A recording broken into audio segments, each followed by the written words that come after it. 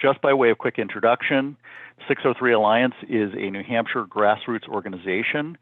Our mission is to restore constitutional principles at all levels of government. We're an all-volunteer organization, and a lot of our activities are focused on recruiting, training, and enabling candidates to run for state representative. We've trained over 150 candidates in the 2018 and 2020 cycles. We've held a number of events, including a Trump inaugural ball where we raised $5,000 for the Liberty House in Manchester for homeless veterans. We have hosted a number of events with prominent figures from across New Hampshire and across the country. So if you'd like to learn more about the 603 Alliance, if you'd like to sign up for email updates, you can go to 603alliance.org.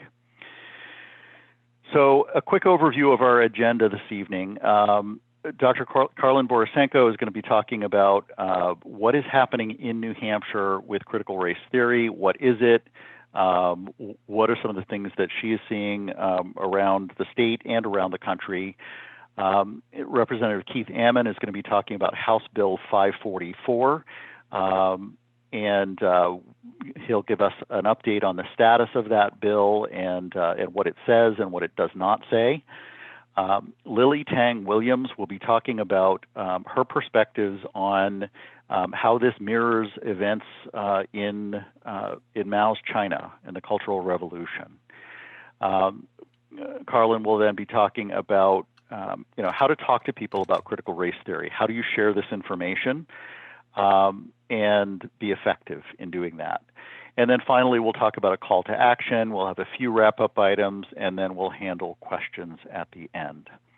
So without further ado, I'd like to introduce Dr. Karlyn Borysenko. She is a nationally recognized author, speaker, and political commentator. I believe her website says that she is an accidental political commentator.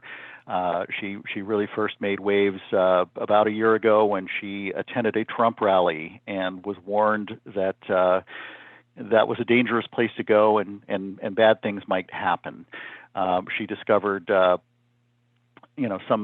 very different perspective and has written articles for Forbes and Medium. She's appeared on the Glenn Beck Program multiple times. She has been prominently featured in the Walkaway Movement, the Rubin Report, and a number of other outlets. So Karlyn, take it away. Well, thank you, Jim. And I'm going to take over sharing for a second and get this up and running. Hang on one sec. Okay. Just trying to find my slides. There it is. Okay. There are my slides. All right. So, one of the things that Jim didn't tell you in my introduction is, it is true that I accidentally rose to prominence because I was a Democrat for 20 years that attended a Trump rally and discovered how much the media was lying to me. But what Jim didn't tell you is my road to attending that Trump rally as a Democrat actually started with critical race theory. And it started in the most unexpected of places. Critical race theory actually took over my knitting community.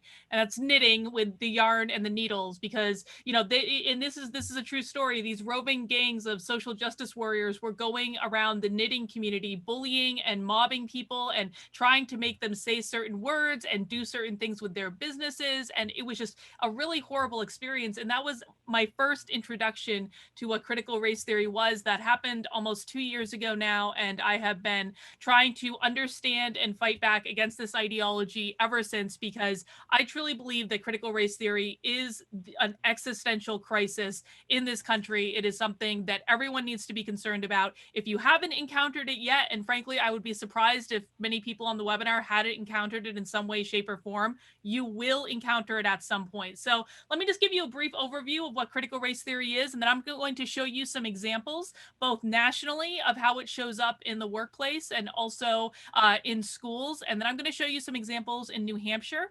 And then I'm actually going to walk you through a real example of how teachers in schools indoctrinate children into this ideology so that you can actually see how it works firsthand. So critical race theory is a fringe ideology that started in academia in the 1970s. It has absolutely no legitimate academic backing. It comes out of like gender studies units in universities, which really are not academically rigorous and peer reviewed, and as much as we might like them to be. But still, this theory has been around for a while, and it has been slowly gaining ground over time. But it really shot to prominence after George Floyd's death this past year, when all of a sudden critical race theory was everywhere. Every organization was doing anti-racist training. Schools started started infusing it into curriculums and classrooms for children as young as 5 years old.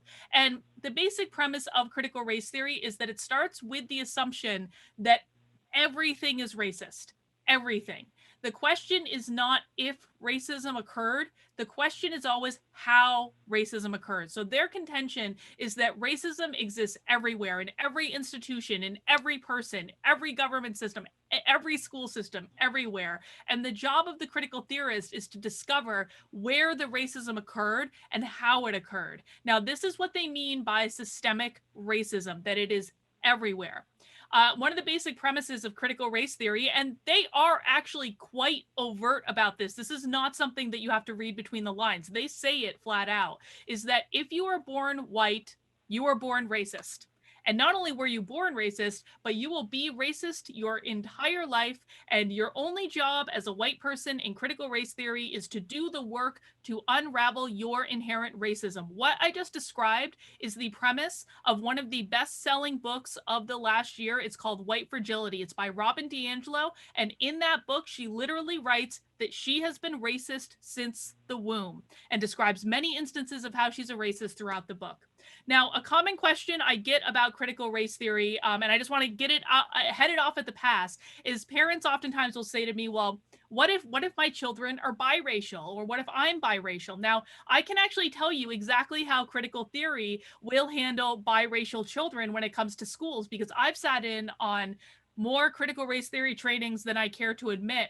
And what they actually teach teachers in regards to children who are biracial is they teach them to tell the children not to identify with the white part of themselves, because the white part of themselves is the oppressor. So they don't want to identify with the white parent. The white parent is the oppressor. Only the parent of color is who they want to identify with, which, I'll let you have your own conclusions about what harm that might do. Now, one of the things that you'll hear from critical theorists is this is about social justice, this is about fairness, this is about justice. Let me assure you, this ideology has nothing to do with fairness and justice. It is all about power. They are not interested in listening to any voices that do not align with their ideology. So you might hear them say, listen to Black voices. As a white person, it's your job to shut up and listen to Black voices. Well, that doesn't include Black voices that are conservative. It doesn't include Black voices who disagree with them. In fact, Jim mentioned I was part of the walkaway movement. I actually did, I traveled with the walkaway movement for the entire back half of 2020. And one of the things we did is we did a rally in Chicago, right outside of Wrigley Field. I was actually the token white person in this rally. All of our speakers were Black. Black Lives Matter showed up to protest our rally. They were beating our drums to try to drown out the voices of our speakers, and they were literally drowning out Black voices when this was happening. So they're not interested in fairness or justice or elevating Black voices. They are only interested in using this ideology to gain power. And one of the ways, and I want to just give a couple examples of this. So during the COVID pandemic, when it very first started, the critical theorists got extremely quiet. It was actually the most peaceful time that I've had since I started studying this ideology. They got very, very quiet. You want to know why? Because all of a sudden, the world had a real problem to deal with.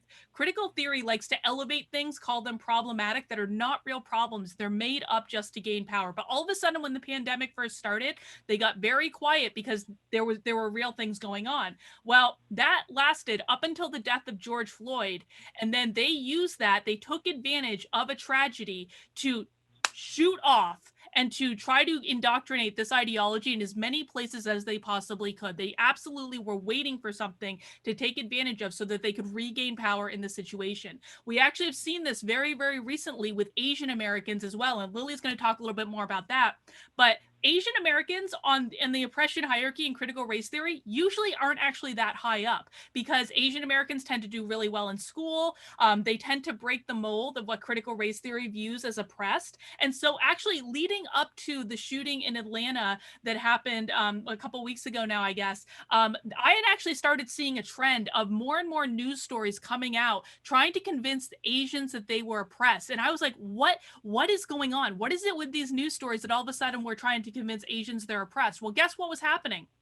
Asians were starting to fight back against critical race theory, because, as Lily's going to tell you more about, they understand what the Cultural Revolution was like in China. And so there are many Asian and especially Chinese American groups that are fighting back against this. And so the critical theorists were trying to convince them that they were oppressed, to try to bring them back into the fold. And then this shooting happened in Atlanta. Again, they're taking advantage of a tragedy. And that's why we see all of these Stop Asian Hate protests popping up. Because what we know from the FBI is that the number one group that targets Asians is actually African Americans. It's not white people, but they're going to be talking about how it's all about white supremacy. It's a load of nonsense. It's just about gaining power. Now, I don't want to get too much into that. I just want to give you a brief overview, though. Some of the words to watch out for if you want to know if you're looking at critical race theory. You're going to be looking for books like White Fragility, How to Be an Anti-Racist. You're going to hear words like social justice, equity as opposed to equality, white privilege, oppressor, oppressed, power plus privilege. That's their definition of racism.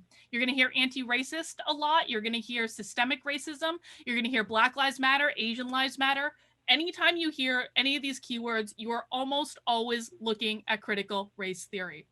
All right, let's dig into it and look at some examples. Now, here is a story. You guys may have heard about the Coke Be Less White training. I actually broke this story about a month ago. I got these documents from a whistleblower inside of Coke. And basically, Coke employees were required to take a training that literally, if we look down here in the lower right-hand corner, that told them to try to be less white. This was a required diversity training, but it's actually even worse than that, because this training was taking place on the LinkedIn Learning platform, which meant that not only were Coca-Cola employees using this, but thousands of companies across the United States are using this training with their employees, telling them that white people are oppressive, arrogant, certain, defensive, ignorant, not humble. They don't listen. They basically, what Robin DiAngelo, and this is actually all based on the work of Robin DiAngelo, what she has done is take every negative character, I was going to say caricature, which is not quite right, but perhaps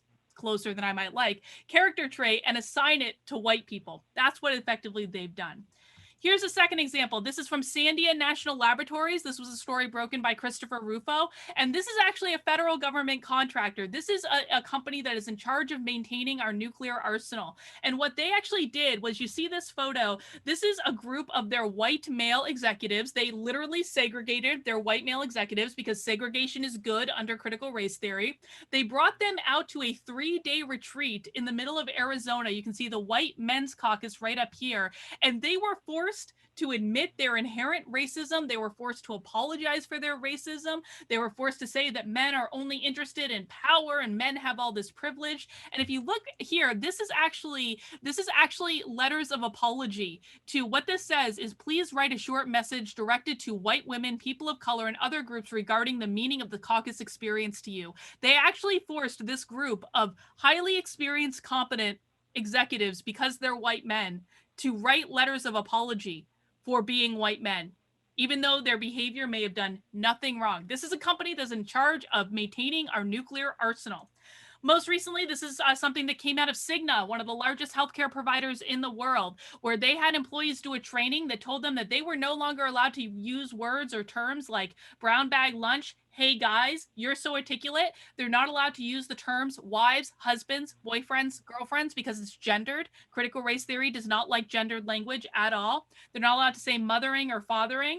I had a crazy day, man hours, mankind. They're not allowed to say all of these terms anymore. And the reasons that they're given, if you look at the societal norms checklist, is they say that anyone who does not have a disability is, of a certain age. If you're a Christian, you have religious privilege. This, by the way, this religious privilege thing is going to be the next part of critical race theory. So if you are a Christian, congratulations. I'm sure you didn't know that you were privileged because of your faith.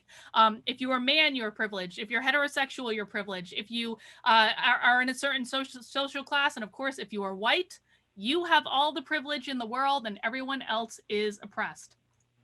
Let's look at some school systems. So these are slides. This is from a class called Sociology of Change. This was at a charter school out in Las Vegas, Nevada. I actually broke this story as well. This mother, basically, there's a mother of a 17-year-old. Her name is Gabrielle Clark. Her son was required to take this class in order to graduate. And this class is ridiculous on a number of levels, but let me just point out a few quick things. The teacher in the class was teaching that the traditional family reinforces racist and homophobic prejudices, that religion reinforces homophobic prejudices, that wage gaps exist, which they do not. They have been proven not to exist for quite some time, and that the government promotes stereotypes and prejudices. They were teaching that racism equals prejudice plus power, therefore people of color cannot be racist. In this ideology, only white people can be racist. No one else can be. And the students were required to do an independent reflection in which they were required to list the different parts of their identities and then label themselves as either an oppressor or oppressed. And this slide down here at the bottom, this is actually the teacher. The teacher was using herself as an example for the class. So she was listing her sexual orientation, her disabilities, her religion, all these things. Now, this was all required of the students as well. And this has actually gotten the school in some trouble because the mother of this, Gabrielle Clark, is now suing the school over forcing her son to take this class. And a judge has recently issued a statement, I suppose, saying that this lawsuit has a really good chance of succeeding. So if this stuff is not taken out of schools soon, we're going to start seeing an awful lot more lawsuits, and we're about to have a precedent in that regard. Here's an example from Arizona. Arizona's Department of Education is teaching people that white children and white children only start to become racist when they are 3 years old. And if you'll see here, this sentence says, silence about race reinforces racism by letting children draw their own conclusions about what they see. They are not in favor of allowing children to draw their own conclusions. They're not in favor of allowing adults to draw their own conclusions either. Everyone has to be educated in the very specific ideology of critical race theory. Here's another example. Nebraska's Department of Education's new health standards teaches gender identity to kindergarteners, to 5-year-olds. They're starting to infuse lessons about you might not be the actual sex in which you were born to children as young as 5 years old. And they're doing this without their parents' knowledge, and they're doing it without their parents' permission. And that's in a red state of Nebraska. This is one of the most shocking ones that I've seen, and then we'll get into some New Hampshire examples. This is actually something that was sent home to parents in a school system in New York, in which they taught parents that their goal should be to become a white traitor or a white abolitionist. And anything less than becoming a white traitor, or maybe you could get away with being white critical, but anything else had you in the land of white supremacy. So these are the options that white parents have. You can be a white supremacist or you can be a white traitor. Those are the choices that you get. Now, let's get into some examples from New Hampshire. This is a webinar conducted by the University of New Hampshire. If you want to watch this webinar, it is up. I have it up on YouTube. Anyone can see it, in which this presenter taught white employees, because again, these trainings are always segregated. They taught white employees that their role as white people was to show up, shut up, support your black and brown colleagues, and to school yourself, which is another word for educate yourself. And that's what these people always say, is the role of white people is to shut up and listen to the black and brown voices and to educate yourself. And that is the role that you play if you want to be anti-racist.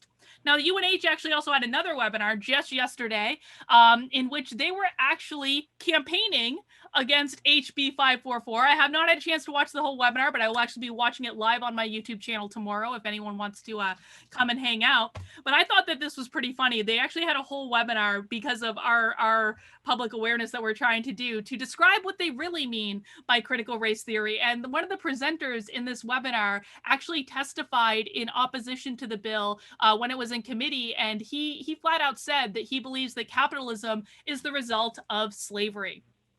Now, moving on to another university, we have Southern New Hampshire University. And I'll tell you what, Southern New Hampshire University, with all their money that they have to play with, they've gone above and beyond in the critical race theory department. They actually have a 5-year plan in which they are creating a whole shared language of diversity and inclusion. And they have all these worksheets that their employees have to do. Here's an example of it. They have a whole guidebook.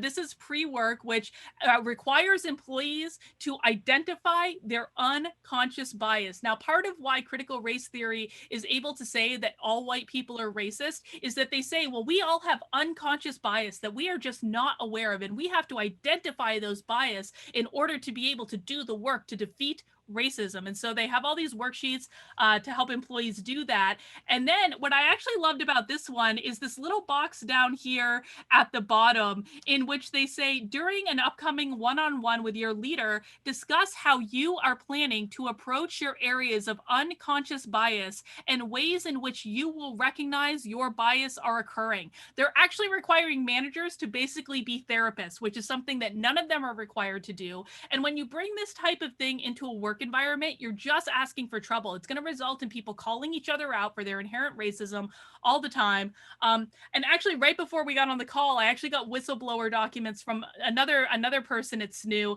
which basically shows that SNU's not really a big fan of free speech. They kind of say that free speech is great, but sometimes speech needs an intervention when it's not the speech that they want. So I thought that was pretty funny.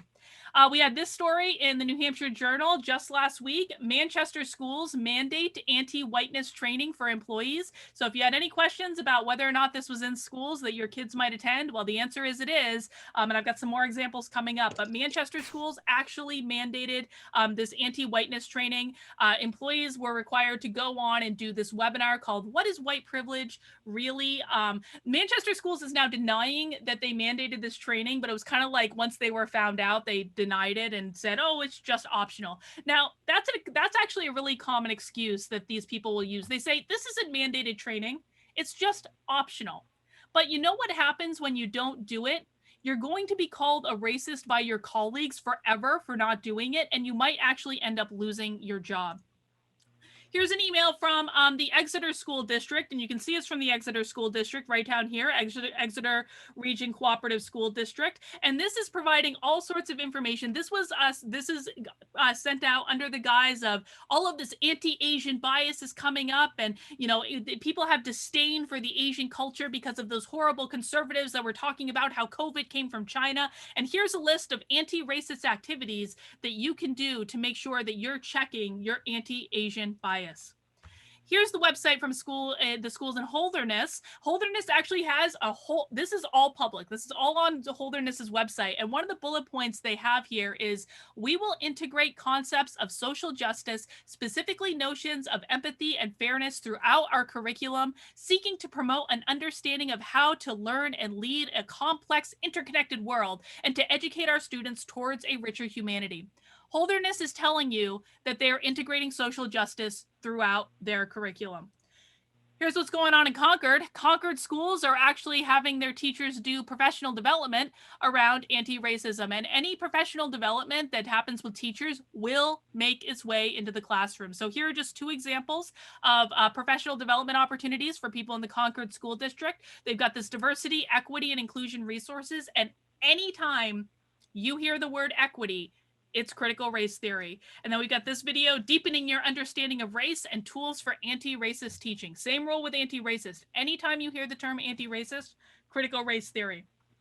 All right, I want to just end this section by showing you exactly how they indoctrinate your children. Now, this is all from a video I got from a 14-year-old 8th grader in Fairfax County, Virginia. This student watches my videos on YouTube, and when this unit came up in his class, he actually had the presence of mind to hit that record button and send me the video. The full video for this class is up on my YouTube channel, so if you want to go and see it for yourself, you're more than welcome.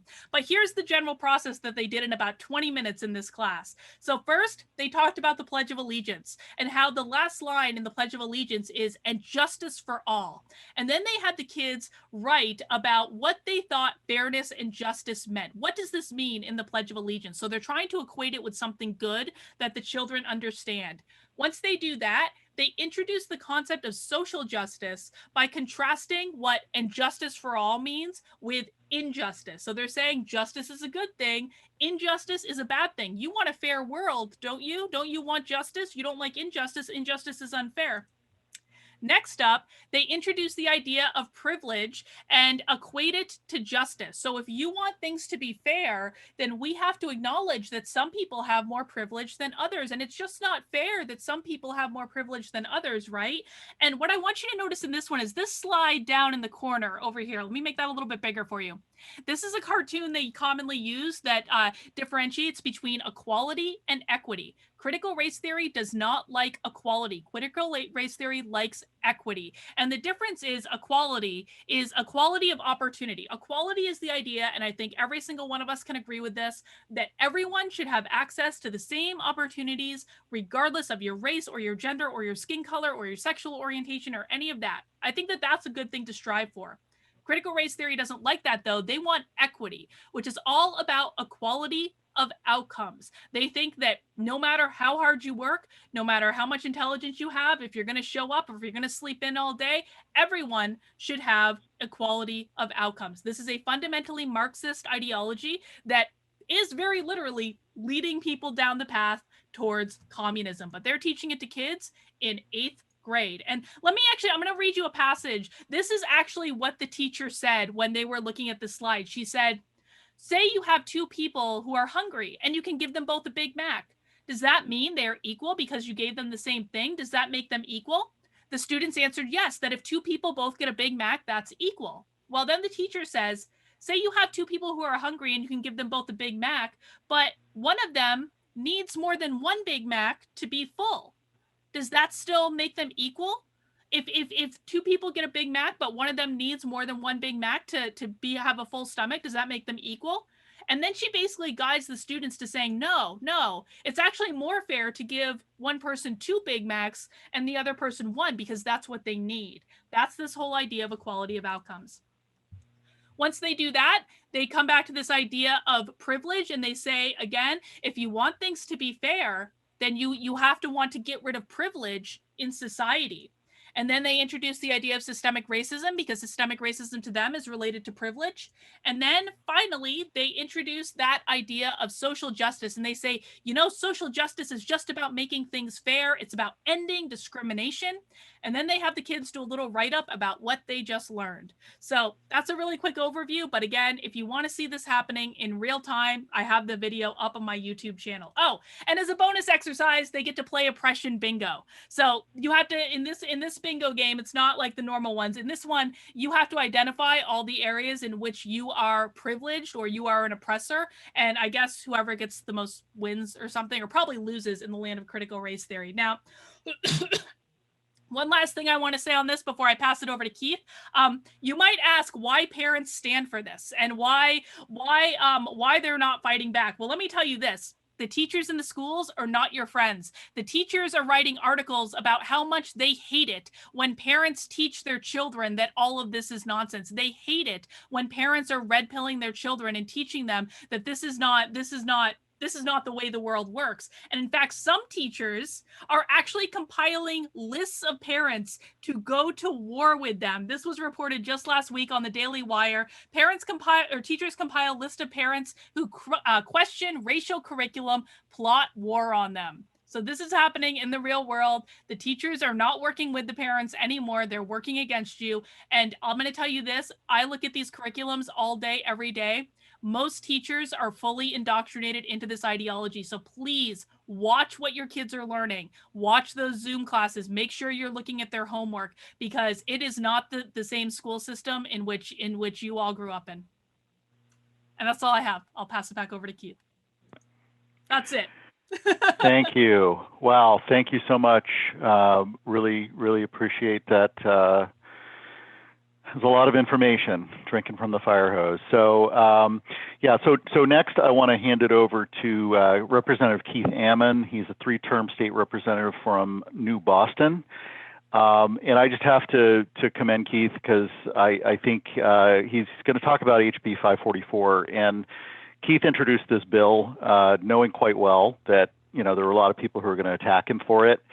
And as he said a couple of weeks ago, I'm willing to take some arrows in the back on this one, but I'd appreciate some support. And I think a lot of people have stepped forward to support him in this. But Keith's going to tell us a little bit more about HB 544, where it is, and where it's headed. Keith? Thank you, Jim. And hello to everyone. Looks like we have about 140 people on this call. That's a great turnout. So hello to everyone in the audience. And I just want to say before I start, I think it was Representative Bob Green that introduced Karlyn to the bill, and we connected that way. So Karlyn, you've been a great help on this bill, and so have your followers on your different social media platforms. So my name is Keith Ammon. I live in New Boston. It's my third term in the House. So I've seen a little bit in the beginning of in 2 terms plus a portion of a third term. My co-sponsors on the bill, I believe, are also on this panel, and that is Representative Glenn Cordelli, who is an education expert, and our majority leader, Jason Osborne. So they're both co-sponsors on this bill. I've gotten a lot of people saying, hey, why didn't you ask me to co-sponsor? And I didn't ask around all that much because I thought it would be so controversial, people might not want to do it. So I apologize for not asking more people to co-sponsor. I probably could have filled up the slate there. I'm going to talk about the bill. You've probably heard in different media outlets about this bill. It's being mischaracterized by mainly our friends on the left. And they've tried multiple different angles of attack on this bill. They treat it as some kind of a sneaky tactic to do something that they don't like. The bill is very straightforward in what it's addressing, and we'll go over that. They attack it as, it's been attacked as transphobic, which I don't understand how that's possible since the bill doesn't involve gender or transgender issues. They've attacked it as dank, racist S-word. I think I've heard that one. And then they went to this attack that it attacks free speech. And that one kind of stuck because Republicans, we care about free speech. And this bill, it turns out, doesn't violate free speech. They said it would have a chilling effect in the classroom for discussions about the history of slavery, racial and sex relationships between the sexes and the races. And it doesn't do that either. It doesn't chill classroom discussion. So what I thought I'd do is, I don't know if everyone has a screen big enough to see the bill, but I was going to share the bill and just kind of walk through it real quickly. Let me just do this right.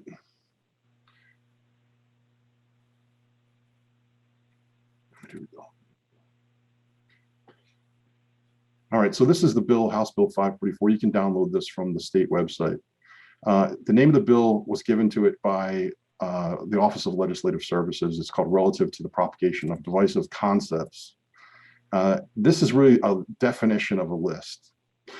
So I'll just say at the outset, the bill does not name critical race theory in the bill. It doesn't directly address critical race theory. It doesn't even prevent it from being taught or discussed.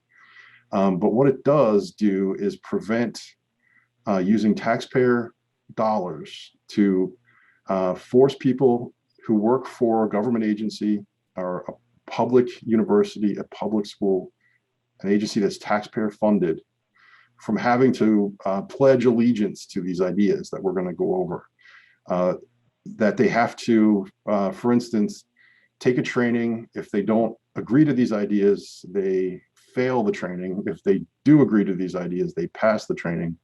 That type of thing, where you're subjected to, basically, it's an issue of compelled speech, where you're forced to say things you don't believe. And it's an issue of the right to conscience, where, again, you're forced to, kind of swear to things that you don't believe. All right. So I'm just going to go down the bill. There's a definition of contractor. And then there's a definition, that this list of divisive concepts, and there's 10 of them. I'll read a few of them so you get the flavor. And this list is driving the left crazy. They don't know why they would be for any of these things. And I don't think they actually are, but for some reason, they think that this would chill some kind of diversity training. And there are some out there that use concepts like this to teach the training. So divisive concept, this would be a bad thing, right? One race or sex is inherently superior to another race or sex. The state of New Hampshire or the United States is fundamentally racist or sexist. An individual, by virtue of his or her race or sex, is inherently racist, sexist, or oppressive, whether consciously or unconsciously. An individual should be discriminated against or receive adverse treatment solely or partly because of his or her race or sex. An individual's moral character is necessarily determined by his or her race or sex. An individual, by virtue of his or her race or sex, bears responsibility for actions committed in the past by other members of the same race or sex.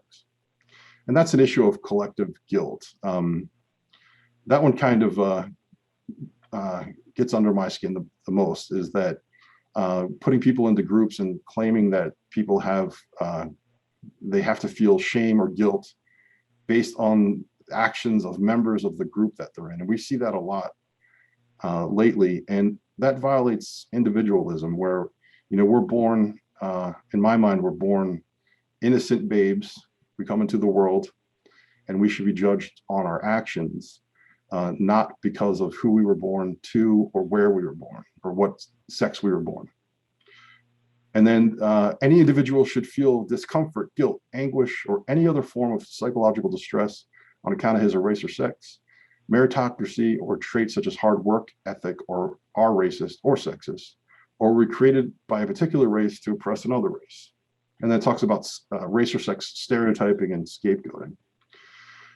So, you know, while we're on this section of the bill, if people say they have an objection to the bill, the easiest thing to do is cut and paste this text, send it to them, and say, which one of these things do you believe are true? And that usually stops the conversation, because most people, you know, it's in our nature to not believe those things. Now, a couple that I think get under people's skin is this one about New Hampshire or the United States not being basically fundamentally racist or sexist. We hear this term systemic racism, and I've heard it for a few years, right? It's becoming a part of our discussion, our political discussions. And most people, I think, hear that term and it sounds innocuous. It did to me. You know, there has been racism in our country. The Jim Crow laws were racist laws that the government enacted. You know, there has been slavery in our country. Those are all historical facts. But when people say systemic racism, what they mean is that the system of our United States or of our state or any institution that's part of the government, for that matter, the court system, the police, you know, maybe even our educational system, that they were designed from the start to perpetuate racism and sexism, that's built in to the institutions, and that they continue to do that. And the only way to solve that problem is to fundamentally change the entire system, throw the whole thing out and start over. That's what you know, the extreme radicals are saying when they're saying systemic racism. We've seen statues being toppled over the summer, statues of Abraham Lincoln, and some other figures that, you know, obviously weren't racism, but it's about tearing down the system. And in my mind, it's about something bigger. This is kind of my working hypothesis, is the founding fathers created the Constitution. They created the foundations for this country. And rather than attacking the ideas and trying to change the system, and we know the system has the Constitution can be amended, and it has been. There's a process for improving the country that's built into the structure of the system, and the country has improved. Our country is the least racist and sexist country, I believe, in the history of the earth. So that process enables change and advancement.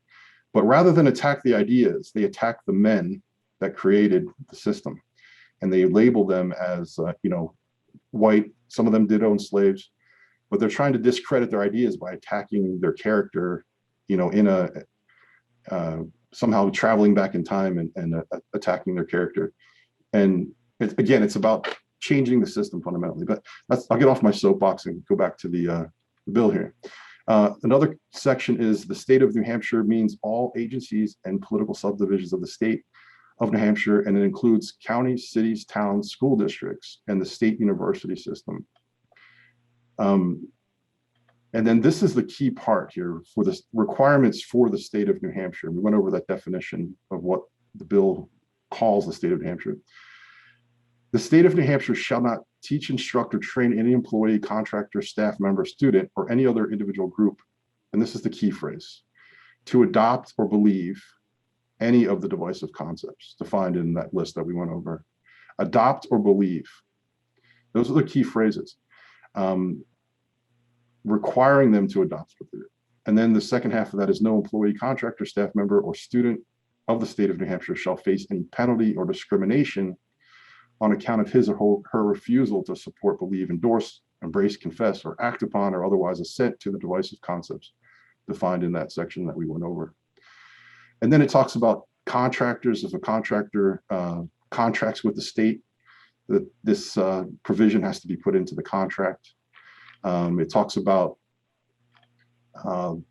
basically the Department of Administrative Services. That's kind of the parent executive branch agency that oversees all the other agencies. It talks about them making sure that there's review of diversity and inclusion trainings, that making sure that they don't violate any in that list that we went over.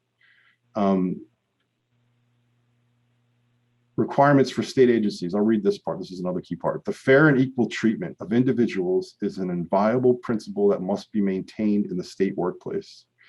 Agencies should continue all training that will foster a workplace that is respectful of all employees. And then it says accordingly.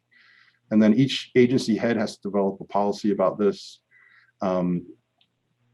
Agency diversity and inclusion efforts shall first and foremost encourage agency employees not to judge each other by their color, race, ethnicity, sex, or any other characteristic protected by federal or state law. So that's, puts in reasonable guidelines for state agency trainings.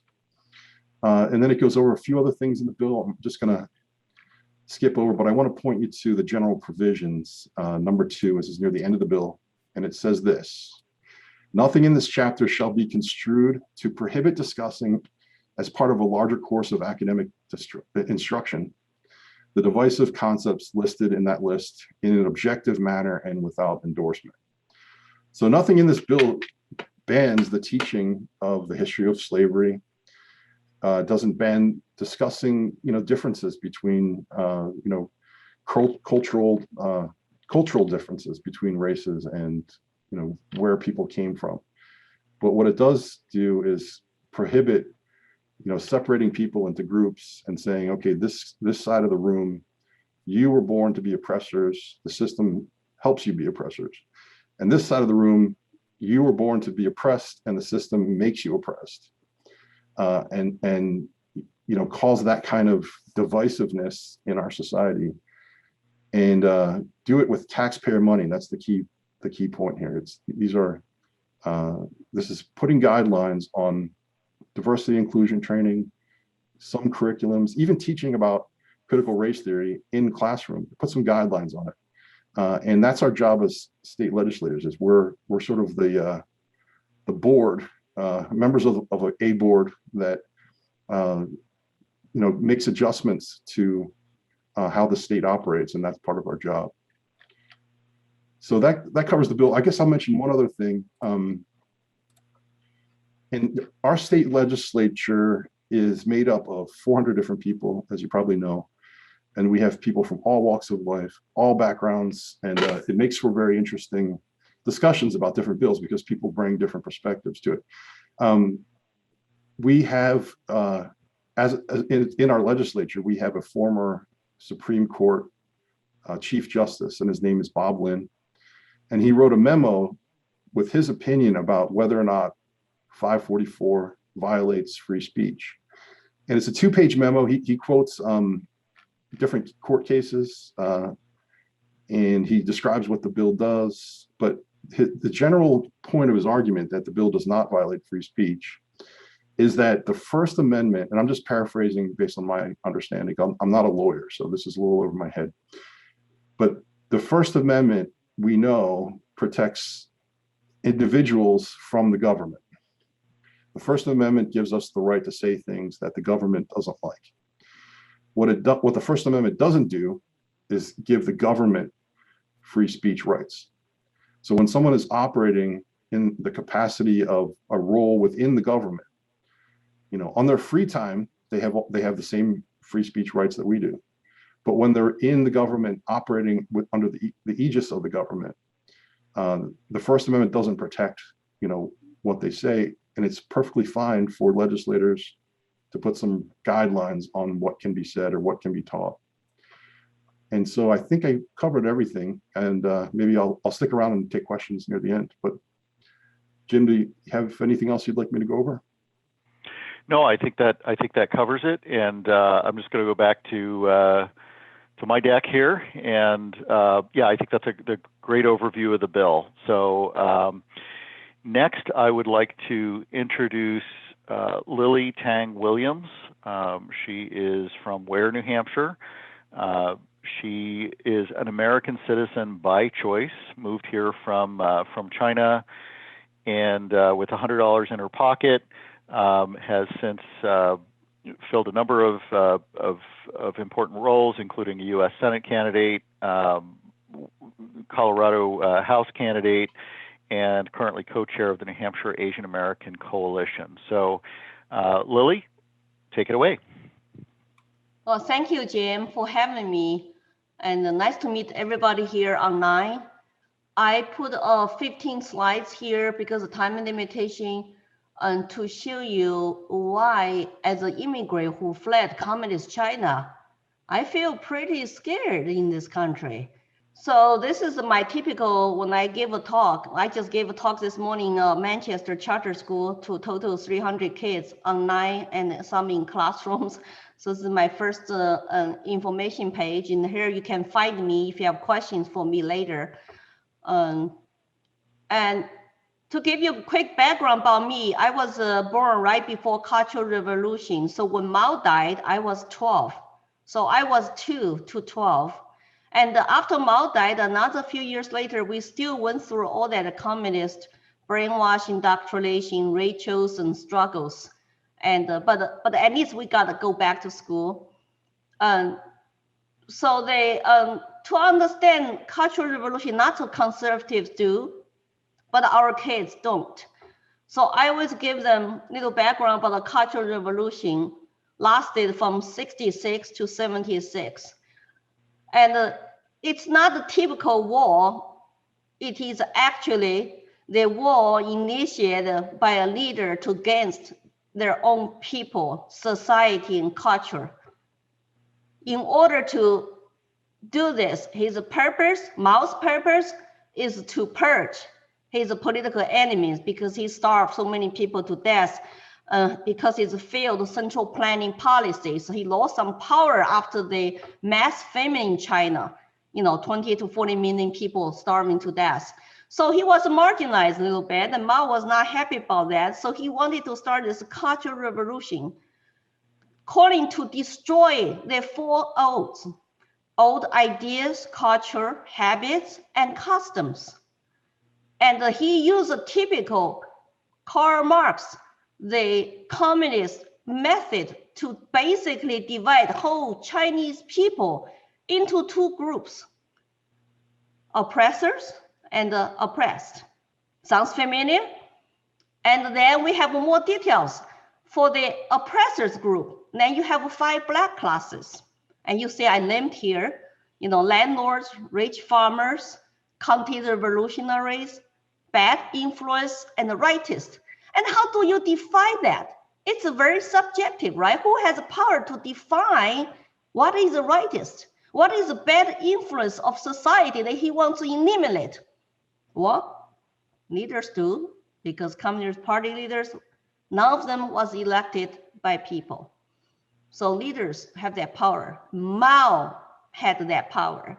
Then oppressed groups, called the 5 red classes, poor middle, you know, poor and lower middle class peasants, workers. My parents were government workers at the bottom of this in the city, and I was a red child, so I was red class. Revolutionary soldiers, cadres, basically party officials, and the people who died for the revolution. So the whole country basically had 10 classes fight each other. I remember when I was growing up, there put so much hate into us. And you have no idea that the Black class families, that how much they suffered. I just had some classmates, they were Black classes, so she would never wear a red scarf, which is Mao's Young Pioneer group. And they will be constantly criticized. When you hear about famous class sessions, struggle sessions, you normally get pictures like this, right? They will be normally held in public square places. People all lined up were Black classes, lower their heads, and the red guards hold Mao's portraits and the red flags, and basically ask those people to confess, publicly shame them. They need to self-criticize and do it right way, actively do the right way. Otherwise, they get the rocks thrown at them, and they might go to neighbor camps, re-educational camps. I was very young. I witnessed the struggle session when I was babysitted by my grandmother in Chengdu, which is the capital city of Sichuan province. It was kind of a very, very loud, noisy, you know. Say lots of young people. Mao shut down schools. Schools were closed. So the kids have time in their hands to do class struggles every day. Always raise your fist. Have all those big posters on the wall full of slogans. Sometimes it is to, it's like turn on somebody, some party member, some officials, and some teachers and professors. They were bad rightists. We need to eliminate them. College professors here, president of Beijing University, he was named as a revisionist. Revisionists, according to Mao, are the people who want to have a little bit prosperity, have a little bit private property, maybe a little bit of capitalism, so we can have food to eat instead of starving to death. And then talk about what is the best policies. So if you disagree with the party, even though you suggest them to have a little bit better policies, and you are rightist, and you need to be eliminated and get all the red guards to haze those people to death. If you have a religion, like this is Catholic nuns, or Christians, my family, Buddhist, today Uyghurs, Muslims, it doesn't matter. The only religion they want you to have is communism. And the only God you're allowed to have is Mao. So here's the red guards again. Probably before they burn down the church, they publicly shame those nuns, and they want them to denounce their religion and denounce even Bible. Today, they want to rewrite the Bible to call the Bible with the Chinese characteristics, you know, Chinese characters, whatever that slogan is, sounds very familiar. When I was in middle school, besides the studies, we had to go march to do this kind of military training march, political training all the time. You hold the Mao's little red books and Karl Marx portraits. Here's Mao's portraits and red flags, and to chant slogans. and extremely brainwashed. If you do that for 5 straight years, right, you feel like basically Mao was your God.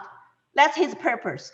His 10 years cultural revolution is to make him worshipped by all those young people who were naive, just very idealistic, don't know the history, and believed and trust Mao. Mao totally used them as useful idiots. And I did all that stuff. We had to write diaries, after all the marching, you write diary. What did I learn today, Chairman Mao? And then I was a red child, but say only black children should confess. No, they want to brainwash you all. So red child like me, parents were literally working parents. I had to confess in my diary to say, Chairman Mao, today I did think about something, was not politically correct. I'm sorry, I apologize. So not just black children go through this, and red children too. And you can get criticized by looking pretty, by wanting to date somebody and have a crush on some boys. Low love should be talked about. No dating were allowed. It's all about the hate. It's all about your loyalty to your religious leader, like Mao, a cult, basically, a psyche guy. I can never forget this. During the Cultural Revolution, after the public shaming sessions, if you are really bad guys, they want to get you, they will put you on your military trucks, and they will public shame you, drive around in the cities, and then take you to the public shooting place to execute you. I just remember I was a few years old. My memory just started. I was in my grandma's Chengdu courtyard place. I saw a truck like this driving by. Red guards were singing. And I said, where are they going? I was told, those are the bad counter-revolutionaries. They're going to be shot. And I know there's one place in Chengdu, not too far away from us, was always a public execution place. I used to go there with my brothers and uncles to pick up bullets, because after shot, you have bullet shells laying there. Hey, they're made from steel. Remember Mao's great steel production campaign? You can pick up all those bullets, shells, and you can go sell them for a little bit of money as children. Because, hey, they're steels no matter what, even though not so good quality for some, steel production quotas. And all the girls and all the boys as young as those ages, probably this is middle school age, and chanting, marking, saying red revolutionary songs, the whole generation just went nuts. And this is prepared before you actually do class struggle sessions, and you will have those red guards doing red dances and chanting and singing to create this political hostile environment for the black class people to come out and to get publicly shamed, and you want them to denounce themselves. The pressure is so huge for the young people, like some of my friends. They couldn't handle it if they were black classes. They will be pushed to say, denounce your family now, denounce your family. So the black class children will draw the line with their families. I cut ties. I'm going to change my last name from Wang to Chen, because my grandparents were black classes. And so my parents were bad and I'm bad. See, something's familiar. You have nothing to do with it. Your grandparents were landowners and you're just a little student today. But because you were born into that families, your history was that, then you were born black. Cannot change that unless you change your name. You come to the red side, you have to cut the line. Some kids turn on their family members, got their mom, dad killed, and they live with that guilt today in their 50s and 60s. Does this remind you of social justice warrior we have in this country? Totally emotional, totally idealistic. It's almost like some kind of religious activity. Long live Chairman Mao, down Mr. Wang, because Mr. Wang's bad, rightist. And look at those kindergarten age kids. talk about critical race theory, starting as young as in kindergarten. Are you kidding me? Look at those kids. He was holding Chairman Mao's little red book, singing a song. After my research about critical race theory and listen to all the Chinese who live in California, New York, tell me about critical race theory, and I also watched those famous people from the left who sell this BS, right? Dr. Candy, Dr. Robin DiAngelo, I watch them on YouTube. I cannot buy it. It sure sounds familiar to me, all their words. Here's some similar features I put together for you. Between the Chinese Cultural Revolution and this one we're going through right now. It's number one, it's always this development of this quasi-religious following of the youth and indoctrinate of the young students. You know why they do that?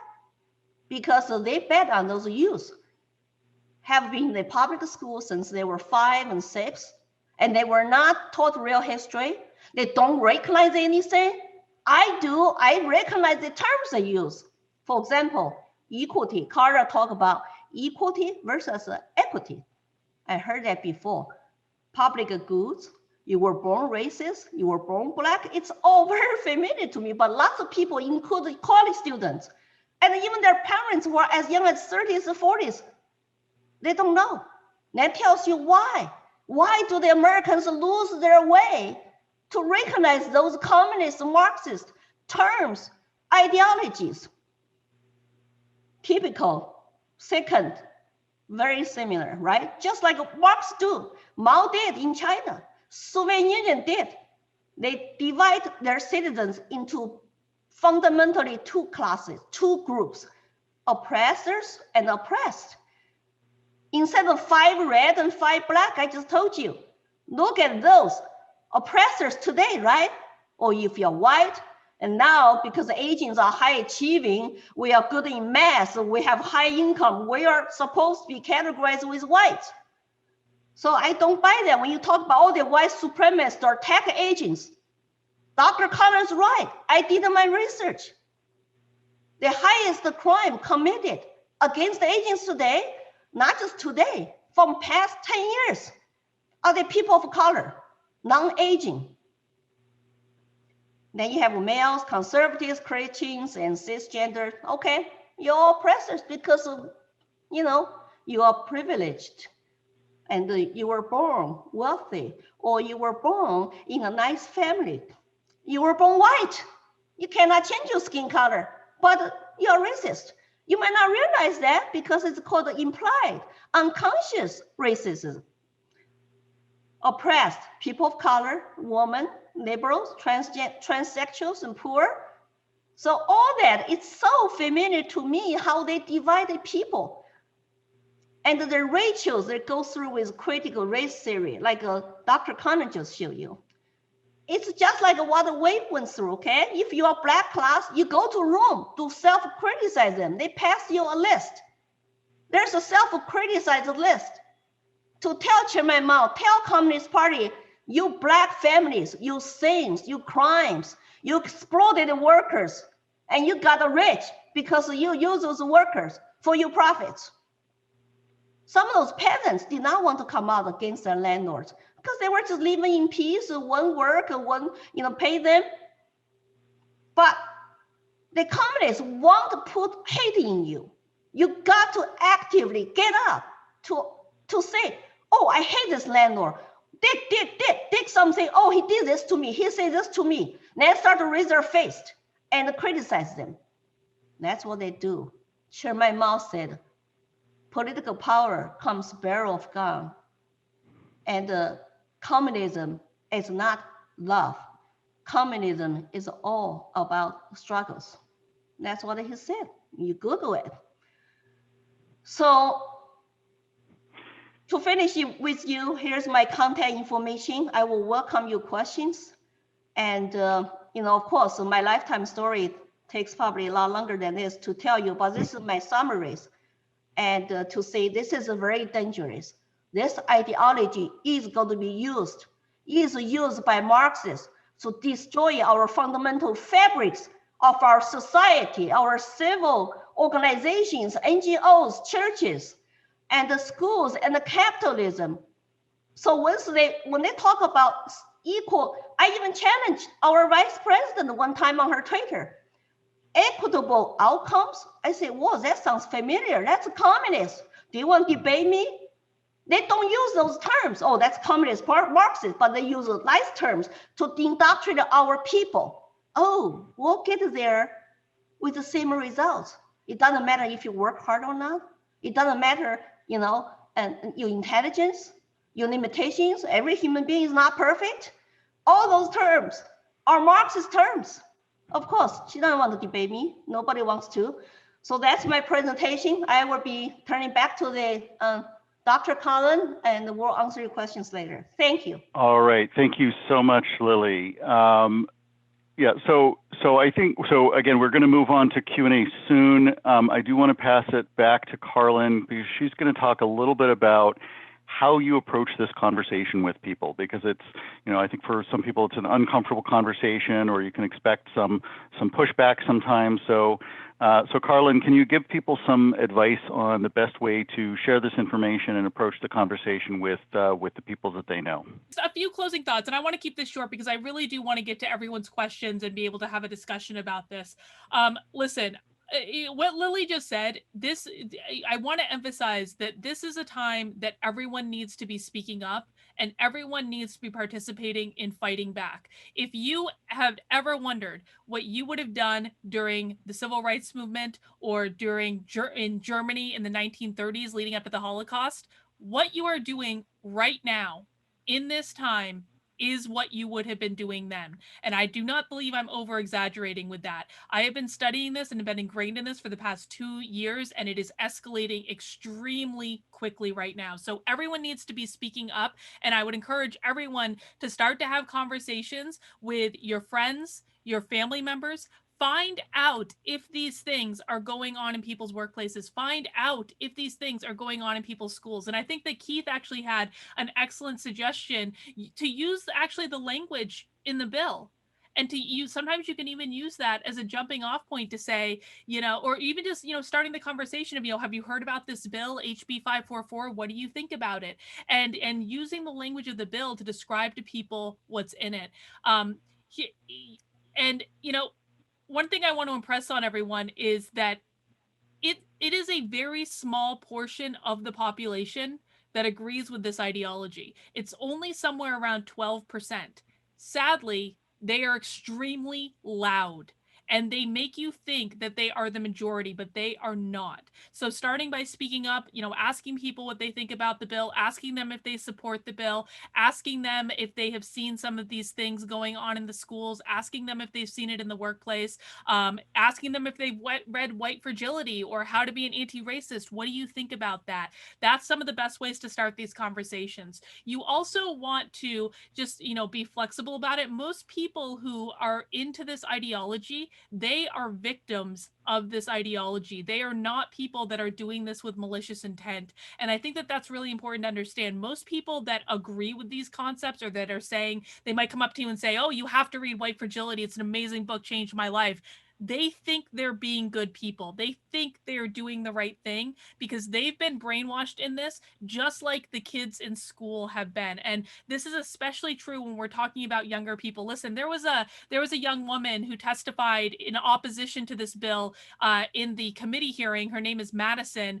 Madison actually started following me around Twitter, harassing me after that testimony. And I was actually grateful she did, because I found out that 17-year-old Madison, who was very composed in the committee hearing when she was testifying, calls herself Maddie the Marxist on Twitter and posts pictures of herself with Mao's little red book. And so these children are victims of this ideology. I don't blame Madison for that. I blame her mother, who is a teacher in, I believe, the Bedford school system, for integrating that ideology into her child. So most people are just victims of this, and they're looking to have these conversations with others. And once you start having these conversations, you're going to realize that people do not agree with this ideology. And so it's a matter of being gentle, of, again, using the very factual language in the bill. I think that that's a great jumping off point to say, do you believe that we should be teaching people that one race is superior to another? Do you believe that we should feel guilty for being born white? Do you believe that men should feel guilty for being born male? Do you believe toxic masculinity is a real thing? Things like that can start as a jumping off point, but everyone's got to be speaking up. And I just want to say one last thing. Jim, I'm going to take over sharing for just 1 second here. I want to give people a place to listen. If you have questions after this webinar, or that you want to talk one-on-one, I just want to make sure everyone has my contact information. You can email me at karlyn@zenworkplace.com.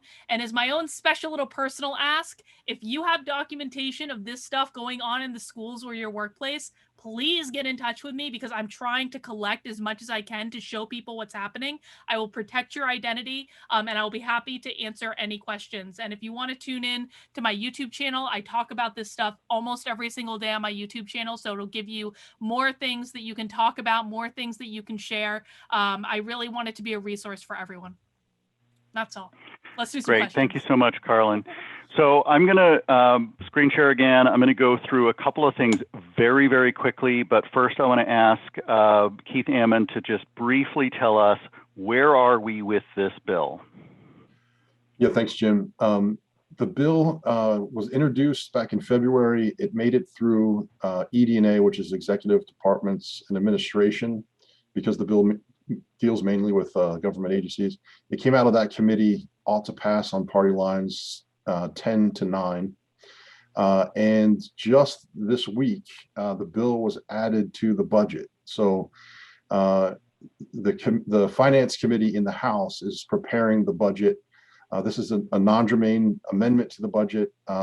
And so the language as written in 544 is now in two places. It's in the original bill, and it's also in the budget. So if the budget passes, 544 will move on to the Senate.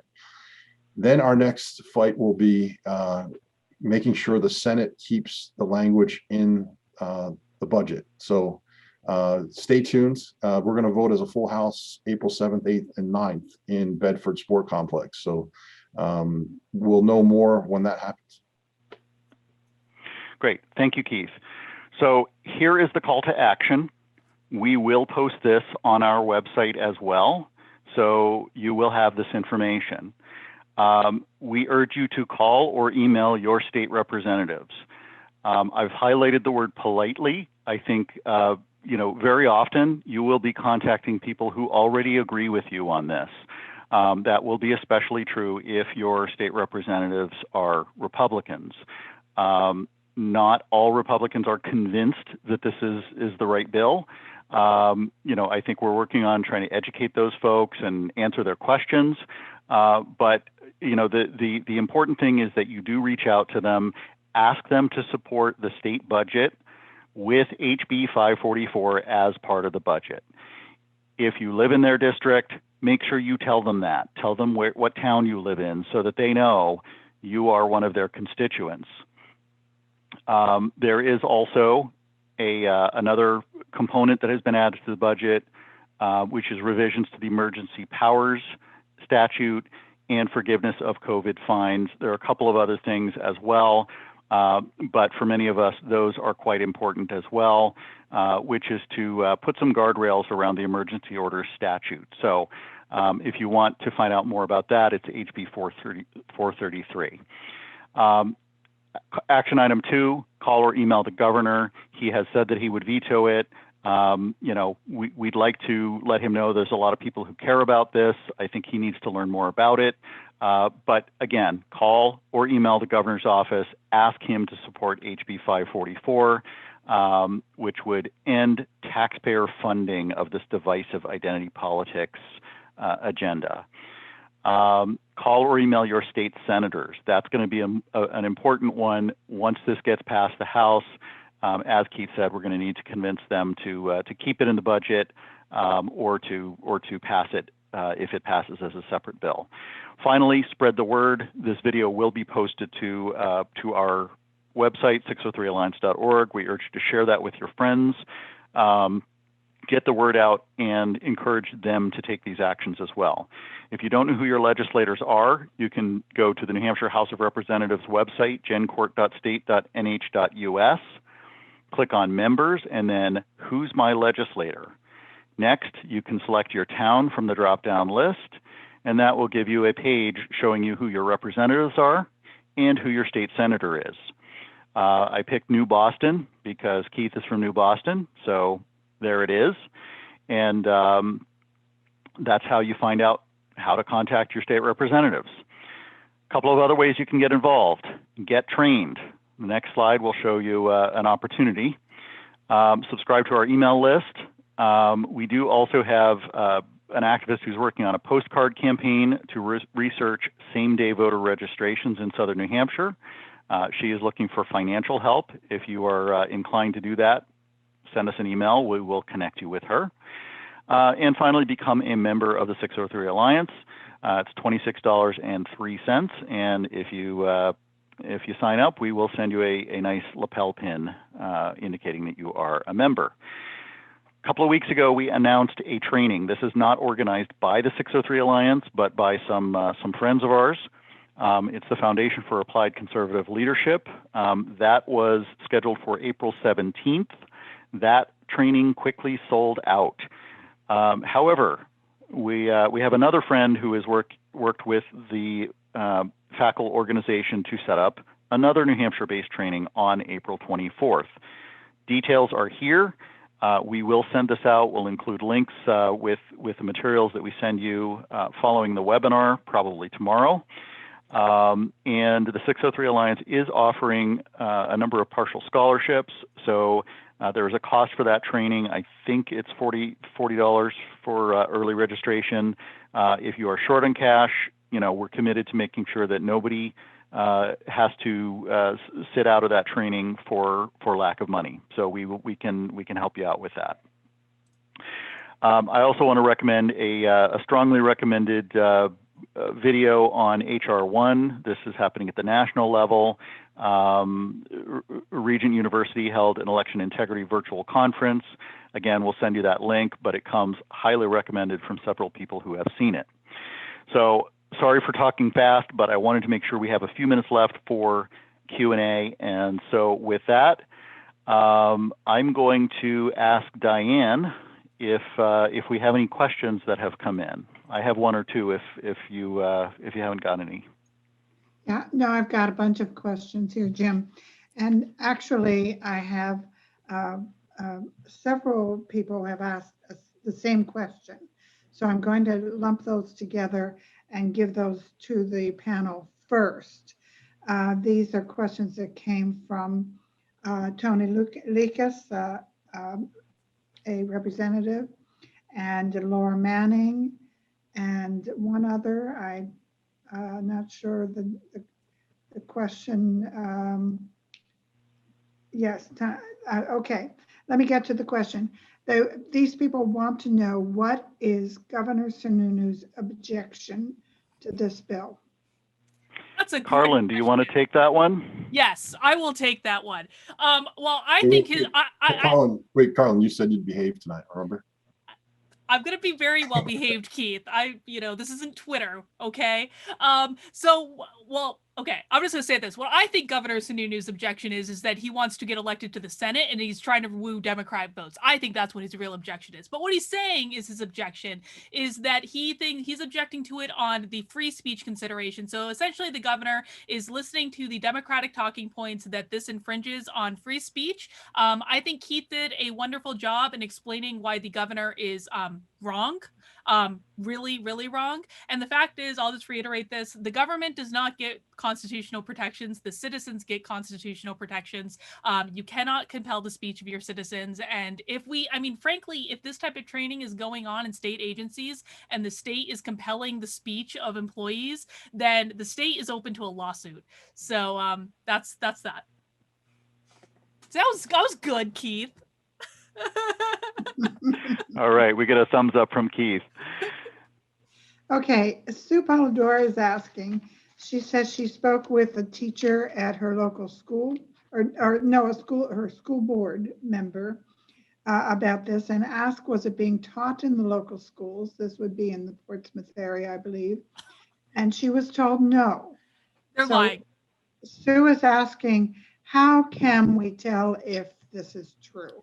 Yeah. So first off, I do not have direct evidence that it's in Portsmouth, but I would frankly be shocked if it wasn't. So typically school systems will never admit to teaching critical race theory. What they'll say is we're teaching diversity, we're teaching inclusion, we're teaching racial sensitivity. They're going to use any number of other terminology for it, but what you want to make sure you're doing is looking at their assignments and looking at what the teachers are asking them to do. Almost anything having to do with race will have to do with critical race theory at this point. And, I mean, there's a difference, right, between teaching that slavery happened in America and teaching that America is a fundamentally racist country. There's a difference between teaching the civil rights movement and teaching that every person who is white is racist. And I think that most people, when they're actually looking at the assignments, they will be able to differentiate. But remember, look for those keywords that I told you. Look for keywords like social justice, power, privilege, oppression, oppressor, systemic racism. Those are all going to be indicators that it's being taught. Thank you. Another question here from Don, and he's wondering if you believe that this critical race theory was intended to create racial division. Yes. That's precisely what it's designed to do. And I think that Lily's presentation did a great job of showing that, showing the desirable end result of this. The reason that they talk about systemic racism so much is that they are fundamentally trying to destabilize our systems and our institutions. And, as Keith discussed earlier, the goal is to rip down those systems and those institutions. That's what the goal is, and they're just working their way there. So they are intending to keep racial divisions. It's because the Democratic Party gets a lot of power by being the party that the quote unquote oppressed will vote for. This is how they get the votes from the Black community, from the Latino community, from the Asian community, from the Jewish community, from the LGBT community, is by continuing to stroke these divisions. Well, I want to add to that. When you look at their terms and how they do it, then you use that America is fundamentally racist, whites are racist, use that to justify they use government force to redistribute wealth, to pay patricians, to give free colleges, to don't have to they even got rid of gifted and talented programs. All the aging parents are so mad because they want to dumb down now on our kids. Quality education is no longer focused on for our schools. So what are they really trying to destroy? If you have good values, you value nuclear families, you face and you work hard, you want to have prosperity, all those values now deemed to be racist. So what do we replace with? What values they want us replace with? They want us to replace with communism, socialism, Marxism, all in the name of anti-racism and equitable outcomes, emotional learning. All that terms are designed to actually divide and teach our kids guilt and division and hatred. It's very dangerous. I just don't understand why we don't have lots of parents, show outrage, and we probably should. Well, I think a lot of parents are intimidated because there's a lot of pushback. I know Dan Richards is on the call. He did an interview with Kevin Avard the other day that I've received emails from a bunch of people who really thought that was an outstanding story and an outstanding interview, and he's describing his experiences with the Hanover school system when he started to push back. So that's highly recommended, and we may have him on if we do a follow-up to this one. So somebody used the term the other day, weaponizing the youth, and I think this really is about sort of weaponizing the naivete and the ability to which that they can manipulate children. Diane, do we have, maybe we have time for one more question? Well, this is not actually a question, Jim. This is a statement from Ted Gorski, and Okay. he is offering that he can help with suggestions for people who want to communicate with someone who is supporting critical race theory. And he's given us his name and his contact information. His website is www.getYourEdge.com. Okay. GetYourEdge.com. Sounds good. Yes. All right. I'd like to add something that now is the time to speak up about these things. If at no other time, it's now. So if you hear about something happening in your school, your neighbor's school, or your friend's school, or university, if you have any kind of evidence of this happening, send it to Karlyn, and she will protect your identity. Because we need, all the local evidence that we can have adds up to a big picture, right? It's not just anecdotal, it's in different places. And because the bill, has a good chance of passing the House in the budget and then on to the Senate, like now is the time to speak up. So I encourage everyone to do that who can. Okay. Excuse me. I think we'll take one more question. It may be a comment, but Representative Bob Lynn, former Chief Justice of the New Hampshire Supreme Court, has raised his hand, and I want to give him an opportunity to speak. I just need to figure out how to unmute him. So, Representative Lynn, give me just. Oh, it looks like you're all set. Oh, great, thank you. I won't take a lot of time, but I just wanted to make one suggestion for, there, as I pointed out in the last paragraph of my memo, there is this doctrine, which as a general proposition, I think is a valid doctrine of academic freedom, and not being the government not telling teachers what they can teach. The problem, and there are some cases back in the Warren Court era that kind of support this, but one of the things that those cases really never focus upon, and they were decided before much more recent cases, is this distinction that the Supreme Court has drawn repeatedly between speech that is made by an agent of the government, under the direction of the government, and speech that's not of that variety. And I think that one of the things that is really important to make clear to people who may be critical or doubtful about, is this a good idea, or is there a constitutional problem with this, is this: if it really is true, if it really were true that the government, that is the state legislature or the a municipal school board or whatever, does not have the authority to set the direction of what school teachers or at the college level professors can teach, then that means that they're like an entity unto themselves. They can kind of teach whatever they want. So, for example, one of the things you might say to somebody who's critical about this is, well, wait a minute.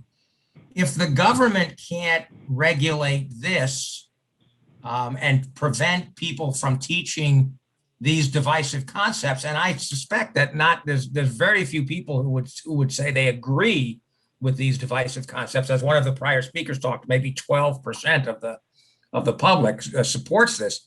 But one of the things to point out to them is, well, if the government doesn't have the ability to control these divisive concepts, by analogy, that means if there's a professor at UNH or Keene State College or whatever who wants to teach that, the Ku Klux Klan is the greatest thing since sliced bread, and you should join the Ku Klux Klan, support their policies, or whatever. then that teacher is perfectly free to do that, and the government would have no ability to control it. It seems to me that that's really, if you put it in those terms to people, that this idea of academic free speech in this context would have no limits, and it would just open up a sort of brand new kind of constitutional right that any educator can say whatever they want and are not subject to control by the school board. That's a very dangerous concept. Yeah, it's you bring up a very good point, and that's why in the agenda really we call this defunding divisiveness, because essentially these are people who are using our tax dollars to go out and teach concepts that drive people to hate each other or hate themselves or hate their country. So thank you, Representative Lynn, and thank you to everyone, especially to our presenters, Dr. Karlyn Borysenko, Representative Keith Ammon, Lily Tang Williams, and thank you all for hanging in there. I know it's been a little bit of a long session, but hope this was helpful for you. Please watch for the video. We'll send out an email when it's posted, and we strongly encourage you to share it. Follow up on those action items, reach out to your representatives and to the governor, and let's get HB 544 passed in New Hampshire. Thank you, Jim. Thanks, everybody, and good night. Thank you.